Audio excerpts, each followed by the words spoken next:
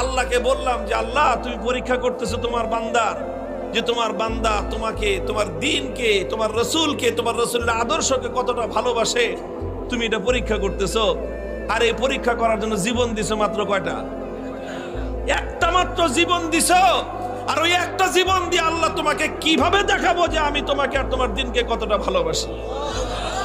তুমি আমাকে 1000 জীবন দান করতাম, একটা একটা করে জীবন তোমার জন্য উৎসর্গ করে তোমার বান্দা আব্দুল্লাহ বিন হুযাফা দুনিয়ার সামনে প্রমাণ করে দিত ঈমানদারের কাছে ঈমানের দাম কত বেশি। এই জন্য কান্দি বেটা, আহাম্মক জানি কথা। তুই মনে করছিস যে মুসলমান জীবনের মায়ায় কান্দে? আরে মুসলমান তো বিশ্বাস করে যে যতদিন বেঁচে আছি ততদিন কষ্টে আছি, আল্লাহর জন্য জীবন দিব আর জান্নাতে যাব। কি বলেন? সন্দেহ আছে?